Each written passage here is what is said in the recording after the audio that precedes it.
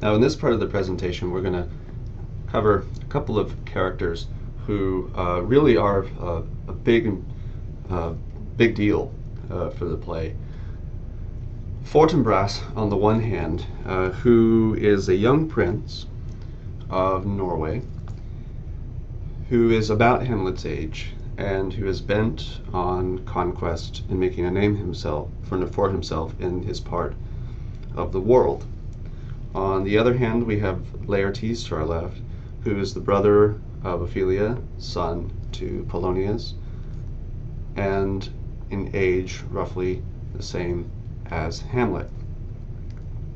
Laertes, unlike Hamlet, is not off at school. He is instead off at Paris, and there's no indication in the text that he's doing so for his education. He's doing it rather because he wants to experience life in a big city far from home. Polonius suspects that his son is out to do so because he wants to sow wild oats, and Polonius even sends a spy by the name of Reynaldo to go check up on Laertes for that very reason. Shakespeare's writing has been criticized because Reynaldo, though he is in the play in one scene and is sent off to look at Laertes, he never comes back into the story for any sort of follow-up. I'm not entirely sure that that's much of a criticism. While I share the curiosity that these critics have that what has become of Reynaldo, what did he find out?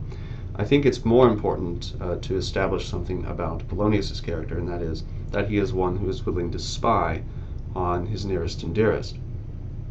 And so I think the function that it plays there, just in developing who Polonius is, far outweighs any curiosity, I think, which is ultimately idle curiosity about just what it is that Reynaldo has found out about Laertes. But both of these characters function as a foil. Like soliloquy, foil is a term that we would do well to put into our bag of tricks, because it is a way, once we understand what a foil is, we can look for it in literature, and we can then come to appreciate these characters all the more. So here's a nice definition of foil. This comes from William Harman and Hugh Holman's Handbook to Literature. They give us the literal definition of it. It's a kind of a leaf of metal, and the whole idea is to enhance the brilliance of a jewel in which it is set. And in literature, metaphorically speaking, it's a way of one character, when put in contrast with another character, the characteristics of either character start to shine out all the more brightly because there is that juxtaposition of different characteristics. So let's consider again what this means both in the case of Laertes and Fortinbras. Now I want to say something before we get into the details. There are adaptations of Hamlet which have left Fortinbras out entirely. Mel Gibson's version is one. Laurence Olivier's version is another. Leaving out Fortinbras, it's understood you can do Hamlet without it. He's not necessary. I'm not entirely sure that's correct. I'm not entirely sure it's the best way of going about it. Now, while it's true that omitting his character from the play, you can still deal with Hamlet's deliberating over what he should do, whether he has the best reasons for doing it.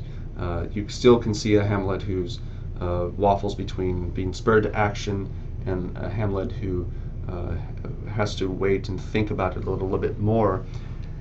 But Fortinbras is one of the reasons where he has to reconsider his motives for action. Additionally, Fortinbras is kind of a shadow that's cast over the play here and there that puts Denmark more on a world stage, that what is going on within the confines of Elsinore, the castle in Denmark, there's more to it than that. That Fortinbras, again, reminds us that Denmark is one nation among many, and that power really doesn't know national borders. So for that reason alone, I would argue it's a mistake to, from a dramatic point of view, from a thematic point of view, to leave Fortinbras out of the picture, even though for constraints of time and probably budgetary matters, production matters and all that, some have simply left it out. So if you have watched the Laurence Olivier version, or if you've watched the Mel Gibson version, and you come across this character Fortinbras and you wonder, who is this guy? He wasn't in any of those films. It's because they decided that they could do Hamlet without him. And as I would argue, that is a mistake. So both of these characters are foils for Hamlet. So let's consider this question. So who's the model of noble action? And Laertes and Fortinbras are both possibilities. Hamlet, late in the play, says that in Laertes' motives, he sees a kind of reflection of his own. Really, they have similar motives, revenge being one. And so let's look at these three characters on a kind of chart. Now, Hamlet, he proposes to kill Claudius for the reason of revenge. Fortinbras is out to seize a small portion of land, as we've seen, for honor and glory. Before that, he was making moves against Denmark, but through the diplomacy of Claudius, sending a strong message to the uncle of Fortinbras, told him to stop what he's doing. And so Fortinbras, at least for a while, seems content to lay aside his claims to Denmark. And so evidently he diverted his actions to someplace else. That's why he's going off to that other patch of ground. It would have been Denmark, but instead he goes for that small patch of land. Although it does raise questions what he's doing in Denmark at the very moment when Hamlet dies. And so he didn't entirely have Denmark. He probably didn't give it up entirely, but maybe for the moment he decided it was prudent to let it go for the time being. It's entirely possible that Fortinbras always had his sights on Denmark, even when he, at least momentarily, put it aside. In fact, this is the way that Kenneth Branagh plays it in his production of Hamlet. Fortinbras doesn't just come in with a quiet march, but instead gives, as the text even says, a warlike volley. And the way Hamlet is played in the Branagh version, Fortinbras' soldiers break into the palace to seize it by conquest. And this is one possible way of looking at it, that Fortinbras really never gave up on Denmark. But be that as it may, he's out for honor and glory. Laertes threatens the king. He threatens Hamlet. He's out to do this for revenge.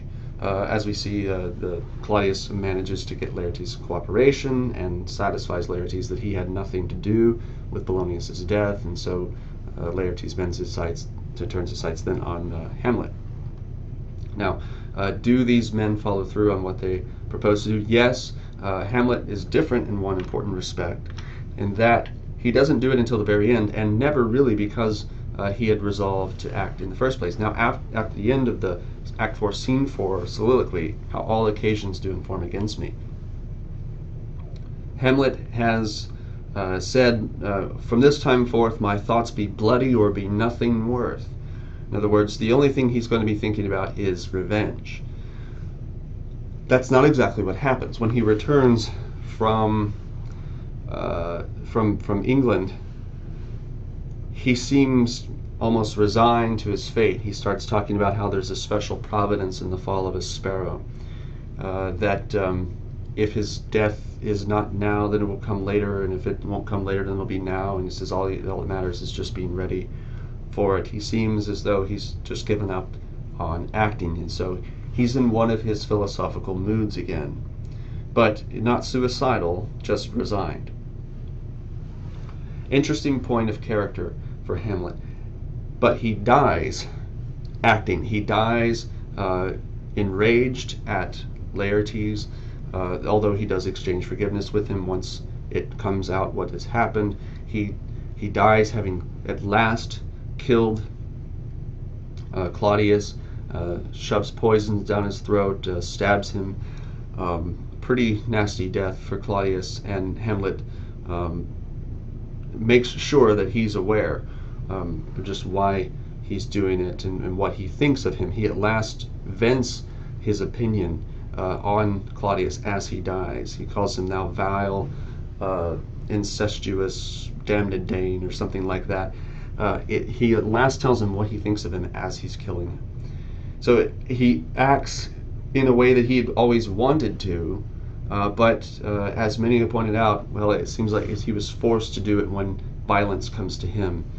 So Hamlet seems capable of the action that he wants to carry out, but had it not been for these provocations, he would very well likely have gone on simply being contemplative and meditative and all of that kind of thing. Hamlet doesn't regret ultimately what he comes to do, nor does Fortinbras. Laertes does, in that he tried to kill Hamlet, possibly because he feared for his soul at last. Perhaps all this talk about not fearing damnation, only I'll be thoroughly revenged for my father. Perhaps this was somewhat of a bluff. Yes, he wanted revenge, but he didn't want to be damned either. Hamlet regrets killing Laertes. Again, they do exchange forgiveness, but Hamlet does not regret killing Claudius. So it's worthwhile to compare these characters and to see up close who they are, what they do for the play. Again, as I've said, Hamlet, having Fortinbras around, reminds us that this is all playing on a world stage, that Hamlet is a prince, and that what happens in his kingdom can have an effect on the rest of the world.